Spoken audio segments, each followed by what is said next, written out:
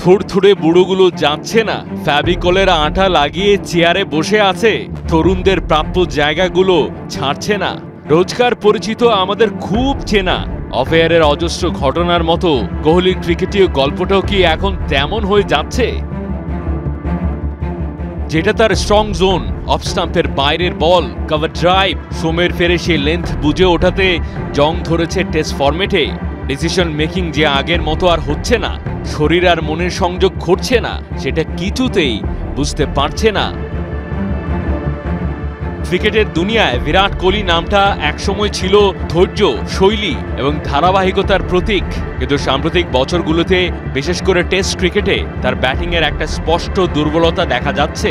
Of স্টাম্পের বাইরের বলে খোঁচা দিয়ে আউট হওয়া একই সিনেমা প্রত্যেক ইনিংসে। সিডনি টেস্টে স্কট বোল্যান্ডের বলের বিরুদ্ধে একই রকম আউট হওয়ার মধ্য দিয়ে এই সমস্যা যেন আরও প্রকটভাবে ফুটে উঠল। 2021 সাল থেকে কোহলি 22 বার অফ স্টাম্পের বাইরের বলে খোঁচা দিয়ে আউট হয়েছেন। শনিবার সিডনিতে সেই সংখ্যা বেড়ে দাঁড়ালো 23। তার ব্যাটিং গড় নিম্নমুখী। 2024 সালের টেস্টের প্রথম ইনিংসে তার গড় মাত্র 7, যা ভারতের পেসার জসপ্রীত বুমরার চেয়েও কম। বিশ্বের সেরা ব্যাটার হিসেবে বিবেচিত কোহলির জন্য এটা একটা অস্বাভাবিক অবস্থা। এমনকি দক্ষিণ আফ্রিকার স্পিনার কেশব মহারাজের প্রথম ইনিংসের গড় 5.4, এর সঙ্গে তুলনা করলে কোহলির এই অবস্থা আরও হতাশাজনক। সাম্প্রতিক সময়ে কোহলির ব্যর্থতা ভারতীয় দলের উপর চাপ বাড়াচ্ছে। প্রতিপক্ষরা এই দুর্বলতাকে কাজে লাগিয়ে দলের স্কোরিংয়ের গতি থামিয়ে দিচ্ছে এবং বড় লক্ষ্যের পথে বাধা সৃষ্টি করছে। বিরাট কোহলি ভারতীয় ক্রিকেটের অবিচ্ছেদ্য অংশ এবং একজন আধুনিক ক্রিকেট কিংবদন্তি।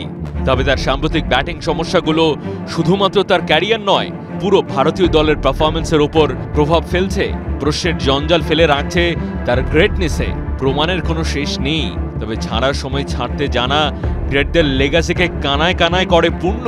বর্ডার গাভাস্কার ট্রফি শেষে কোহলিকে হয়তো বসতে হবে নিজের সাথে, মেনে নিতে হবে টেস্ট ফরম্যাটে তিনি টাইমড আউট। মাহদি হাসান, 71।